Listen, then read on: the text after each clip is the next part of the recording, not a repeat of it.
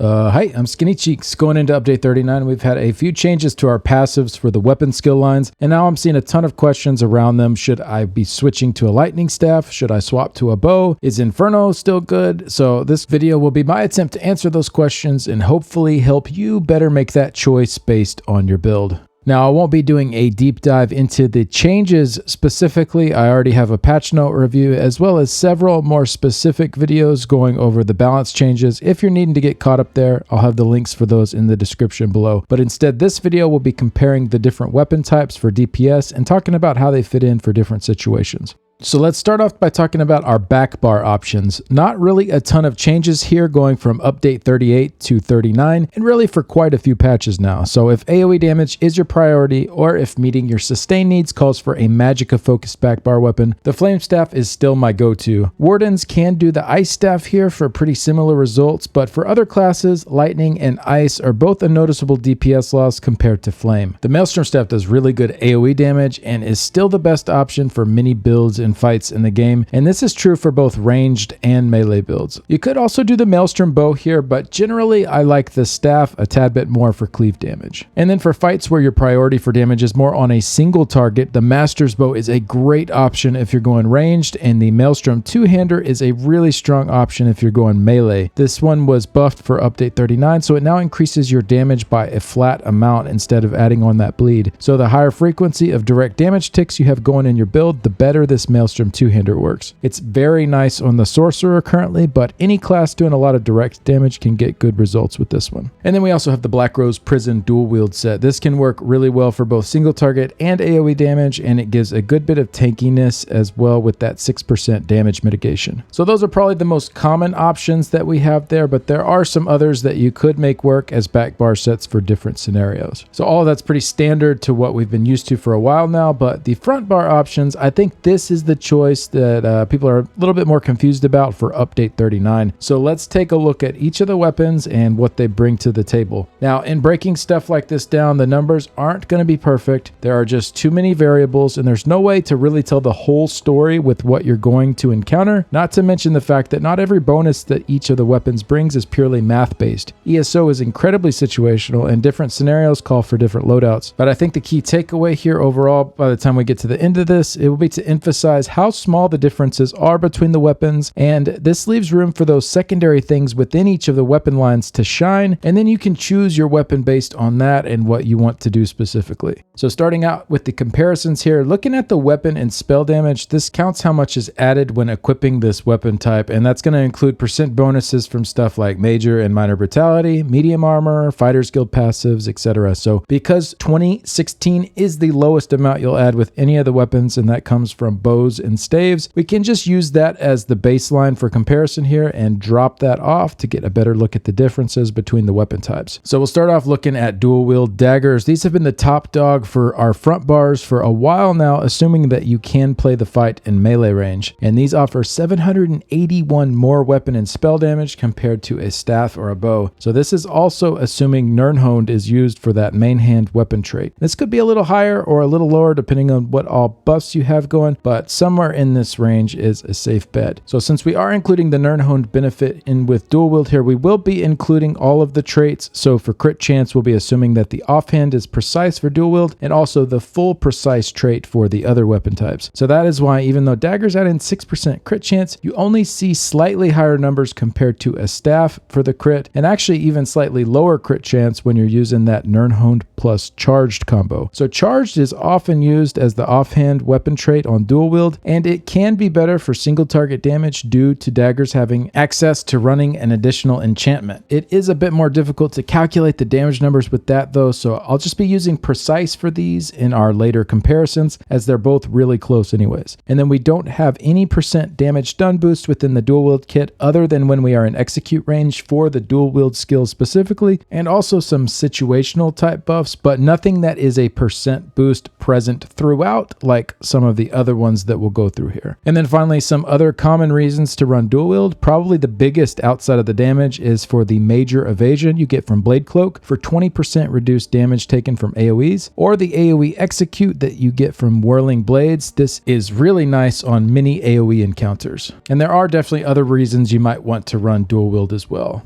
All right, next up we have the two-handed greatsword. Very similar weapon and spell damage increase here to dual wield, since we have that 258 weapon and spell damage from this being a greatsword, and two-handed weapons just naturally have a higher base to them compared to other weapons like the bow and the staff. Now we don't have any crit chance in the passives, but unlike dual wield, we will get to utilize the full 7.2% crit chance here from Precise. And then we don't have any other percent done buffs outside of the one to your two-handed skills if you are heavy attacking, or also Wrecking Blow can give you a short major berserk buff for 10% damage done for 3 seconds if you are using that as your spammable. Now two-handers do have a bit weaker base stats overall from the other weapon lines, but there are some really good skills in the kit. Reverse Slash and its morphs, you can pick between them for a great single target or AoE execute. And then we have Carve and Brawler. These both can grant you a really nice damage shield. Plus, you have some nice splash damage from your light and heavy attacks. They deal 100% of their damage to nearby targets. However, if you are using Velothi, which reduces your light and heavy attack damage, then this passive ends up mostly wasted. Moving on to bows now. If you are in melee range, you're getting 13.2% crit chance and 5% damage done as your main damage bonuses here. And again, that is 7.2% from Precise and another 6% from their accuracy passive. And if you do move out further than 15 meters, you lose the 5% damage done, but the crit chance will go up another 6% to 19.2% total, which is by far the most you can add from any weapon line. Another really good passive in the kit is the Hawkeye passive. This one can boost all of your bow abilities by up to 25% if you can keep the stacks up. Now this isn't really doable on the Arcanist due to the long beam time, but the Arcanist isn't generally going to use many bow skills anyways. But with other classes, this is pretty easy to keep up on bow builds and is one of the reasons that Lethal Arrow is such a strong hitting spammable. So Lethal Arrow is another really awesome ability since it is a range spammable, but it hits like a truck. But not only does it hit really hard, it also has that guaranteed poisoned proc attached to it. So what this means is that you can run a flame glyph on your bar and essentially end up in the same boat that dual wield is with regard to having high damage from both of those status effects, even though you only have one of the enchantments going. So while your base stats might be a tiny bit weaker than dual wield, when you factor in how good Lethal Arrow is, bow is an amazing option to go with on the front bar, especially if you need to attack from ranged at any point during the fights. And then as a nice perk, you can also get Major Expedition just from roll dodging, which can be really good. And you also have Acid Spray, which is a very nice short dot and strong for AoE damage. Moving on to staves, we'll pretty much just talk about Inferno and Lightning here. You definitely can use Ice, but you give up these offensive passives if you do, and you get some tankiness in its place. Or if you are on a Warden, they do have a really strong passive in their kit for using Ice staves, so that's definitely a great route to go there. But for most other classes, when choosing a staff for your front bar, you'll be deciding between Inferno and Lightning. They have mostly the same passives, except when you heavy attack, the Lightning staff deals splash damage on that final hard-hitting tick, whereas the Inferno puts a 20-second dot on the enemy when you heavy attack. Now, this dot isn't anything special, it's just a standard dot like you'd get from something like Degeneration. And as I discussed earlier, Inferno is still the go-to for the back bar since the flame wall hits harder, but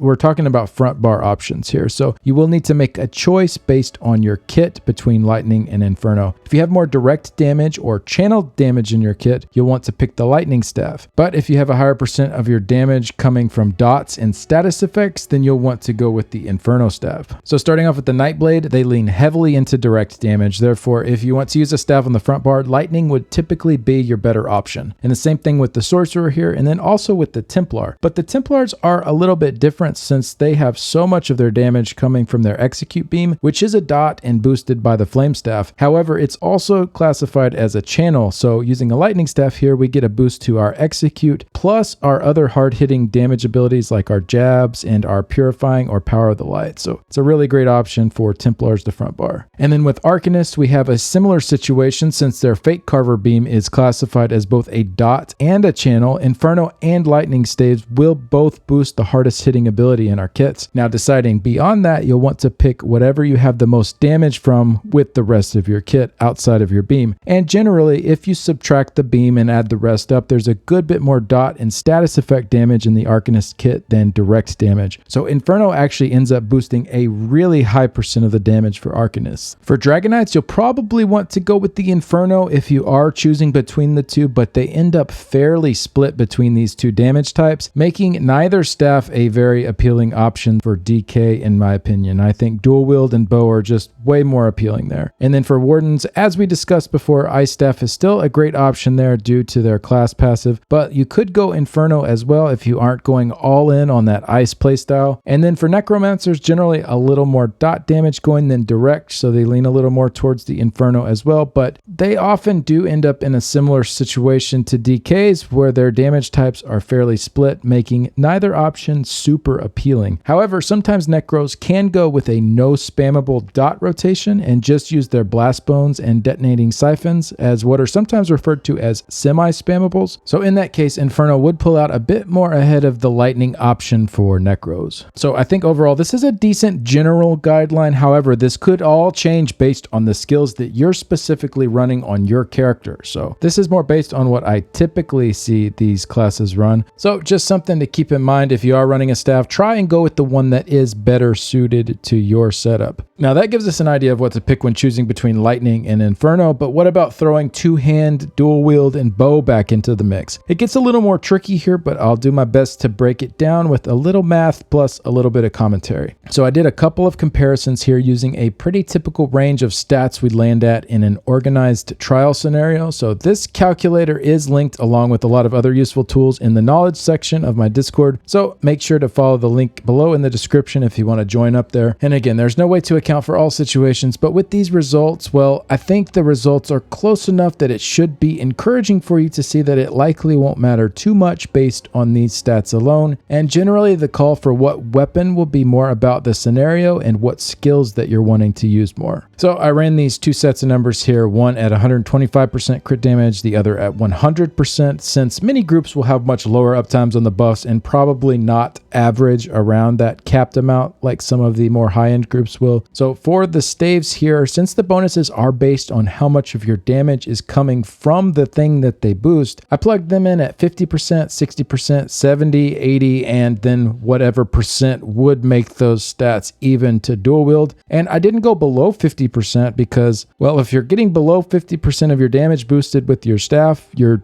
just using the wrong staff. But I'll be honest, these numbers were really encouraging for me to see. The stats you end up with are really close together for all the weapon types. And then of course with the staves, there is that range there depending on your specific loadout. They could be very strong for your kit or they could be a little behind the other options. But even in the worst case, as long as you choose the right staff between flame and lightning, it's not that big of a difference. Now I do want to point out that these stats are before you consider other things like your skill choices and dual wield having access to a second enchantment. So it does still seem like all of that considered, if you can sit in melee for the entirety of an encounter and you are getting both of your dual wield enchantments, those poison and flame ones constantly firing off, dual wield should still be the top option for most setups for melee DPS. However, the ranged weapons have definitely closed the gap from previous patches. Bow, for example, is incredibly close in stats alone. So if you are looking at a fight where you want a ranged spammable, lethal arrow is amazing for the reasons we discussed earlier, and bow is going to be incredibly versatile because now you can get nearly the same damage in melee as dual wield, but if you have to dip out at all, you are still able to keep all of that damage pumping, whereas dual wield can drop off a little bit. And then unlike the staves, bows have a bunch of general damage boosts, so you really don't have to think too much about your setup with the bow since the stats on it like dual wield will just be boosting everything. But if you do want to run an Inferno or a lightning staff, you will have to play into your kit's strength a little bit more and determine which is a better fit for you. And in situations where you are heavily spec'd into a certain damage type, you can see that the stats for the lightning or the Inferno staff can be really high and even pass up bows. For example, on an Arcanist, you're going to be looking at a good bit over 80% of your damage boosted by the Inferno staff in a lot of situations, which puts it in a really strong spot on the list. Now, since Arcanists can't really take advantage of that Hawkeye passive, but they can take advantage of the status effect passive for staves, well, dual wield, Inferno, and bow are all just really, really good on Arcanists. They're all kind of smushed together at the top there. Now, keep in mind, the staff and the bow, they don't have any way to get major evasion though, like dual wield does, so missing out on that 20% damage reduction to AoEs could be noticeable for many encounters. Plus, Blade Cloak keeps keeps those enchants proccing, so if you are sitting in melee range, dual is just a really good option, but definitely don't sleep on the staff and the bow. Overall, like I said, I'm pretty encouraged by the balance here between the types. I'm sorry I couldn't end this video with the straight answer telling you exactly which weapon to run on your front bar. Hopefully I gave you some ideas though, and left you informed enough where you can look at your build and make the right call for yourself.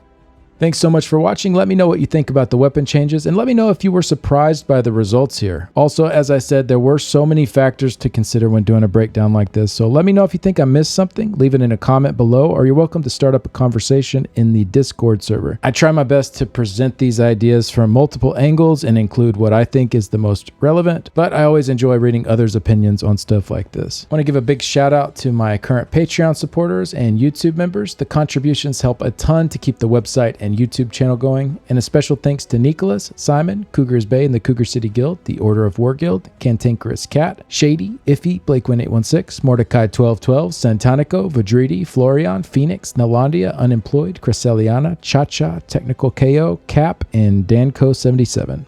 Thanks again, and see you later. Bye.